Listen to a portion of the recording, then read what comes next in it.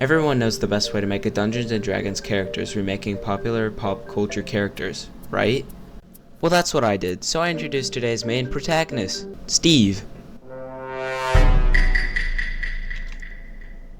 I know what you're thinking. That's Steve from Minecraft. Well, you're completely mistaken. Yeah, you're right. It's Steve from Minecraft.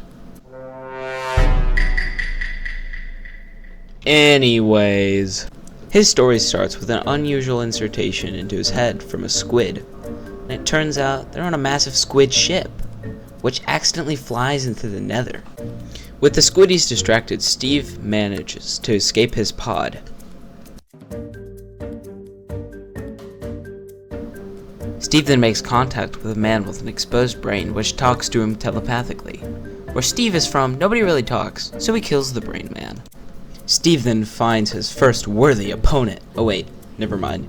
Steve then finds his first worthy ally, who happens to be many of the green, tiny space people known as Githyanki. They then killed some nether inhabitants.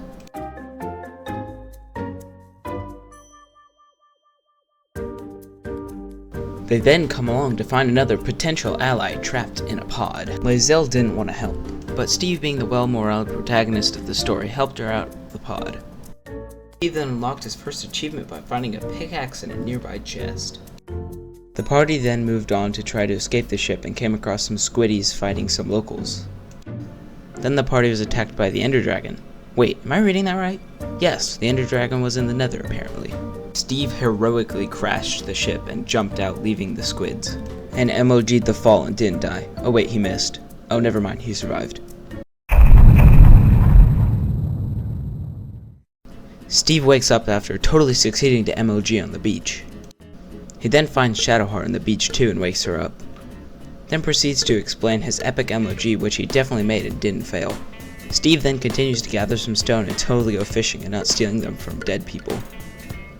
Next, they fight their first monsters, which they die to very quickly. Wait, am I reading this right? Next, they fight their first monsters, which they explode with some TNT.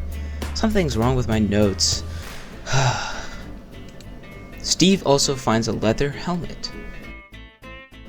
They then come across to find the rogue Astarion, who tries to kill Steve, but Steve, being the unmatched warrior he is, doesn't get taken down.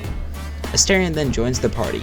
Wait, take that back. Astarion then sits in camp for the rest of the episode. Steve, as an active heroic, saves a helpless man with amazing hair that would make any Githyanki without real hair jealous.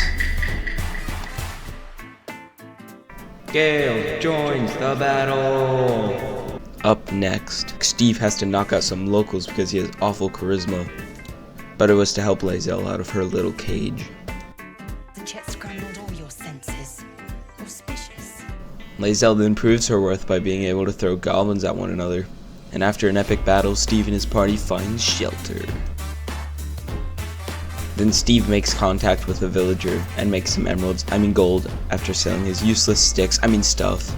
They then meet the Honorable Warlock Will, who's on a quest to take down a dangerous nether native.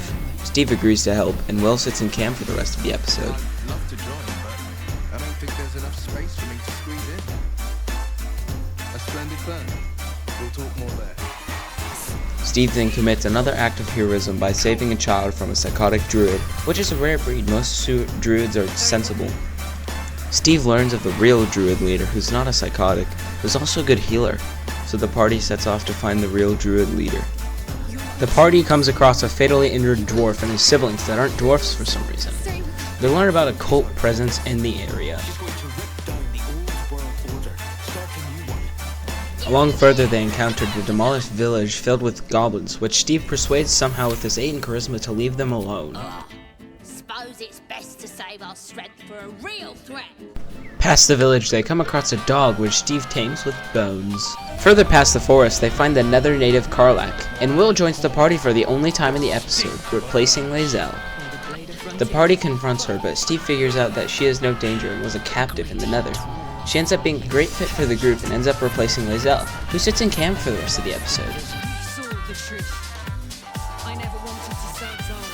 Karlach requests aid on killing some bad dudes who want to send her back to the nether. Dudes. Steve and Karlach make quick work of their leader and the others. Karlach then explained that she had an infernal engine for her heart, which causes all the heat and fire she produces. She also explained that she had a mechanic in the nether and likely needed one to cool her down. So the party meets Damon, a blacksmith from El Terrell who could help Karlach, but needs some infernal iron, so he shows the party where he might find it. The party finds the iron and heads back. And Gale eats my shoes. Man, he has a problem. Damon uses the iron and Karlach puts the new part in. It doesn't cool her down, but it does allow her to use soul coins to heat up. That night the party prepares for a long rest when Will's patron Mazor shows up and gives Will some points for being naughty and not killing Karlach. On the road the next morning they meet Raphael, who at first seems like a bard who knows many poems, but it turns out he's a nether inhabitant and wants to make a deal. Steve, being an anti-nether, declines, and likely making him a bit angry. Gale later down the road eats Steve's hat, then explains his situation where he will explode if he doesn't eat magic. The party comes across some bloated hyenas who explode to birth gnolls, which the party takes care of. The group comes along to find more gnolls, who for some reason committed cannibalism just to heal. Up ahead is more gnolls, who seem to be attacking somebody in a cave. The party sneaks up and surprises them, and takes them down pretty quickly. Saving the cave inhabitants turns out to be two Zentarim who are moving an expensive shipment. Steve tries. Oh, he failed. Steve tries again? Steve does. There we go. He persuades them to give him the shipment so that he could sell it himself, so to profit both groups. The party down the road comes across a burning building. They end up saving a common man and Counselor Floric of Baldur's Gate, who wants help finding the Duke. After traveling for a bit, we finally find the Goblin camp where the Druid Halcyon is being held. We made our way in, and before us were three ominous figures and a voice saying they were its chosen. The artifact Shadowheart was carrying seemed to protect us from the voice. Inside we learned of three leaders, Priestess Gut, Dror Ragzlin, and a Drow. First we meet Dror Ragzlin, a hobgoblin who was trying to talk to a dead squiddy to find a weapon. Shadowheart figured it was the artifact she had, so Steve tried to mind control Dror. I said tried, but it turned out fine. Next they talked to the Drow Minthara, who was about to launch an attack on the grove we'd visited earlier. Steve, being the heroic protagonist, didn't tell her where the grove was. We also learned about a prisoner that was traveling with Halcyon that went missing. Steve set him free and learned that Halcyon was being a bear when they came. Later into the dungeon, the party found some goblins throwing rocks at a bear in a cage. Steve tried to tell them to stop, then the bear broke free, and we started fighting the goblins. After the battle, the bear turned out to be Halcyon. He said something about the parasites being enchanted at Moonrise Towers, and that's where we needed to go to get them removed. Steve asked Halcyon to join them on their way to Moonrise Towers. He accepts only if they kill the goblin leaders. First up is Priestess Gut, who was talked into going to a private room to talk. Bad decision.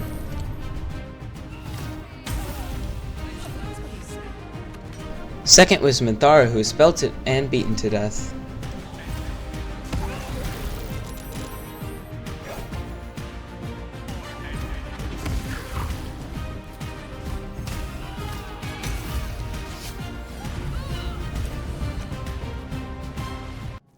Then we took a long rest, and that night we experienced our first symptoms of the tadpole. Lae'zel tried to kill Steve, but wasn't sure what to do, so Steve changed her mind and they all went to sleep. Steve was then visited by a golden paladin, but he didn't trust her one bit. Lastly was Dror, who was pathetically killed to Karlach's divine smite while he was held by Hold Person. Very pathetic.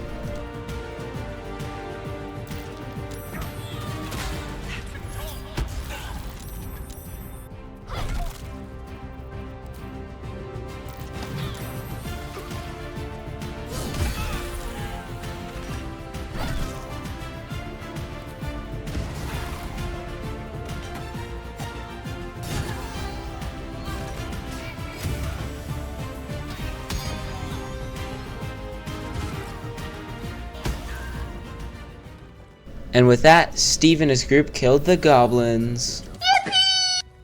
And that's episode 1 of Steve in BG3. subscribe.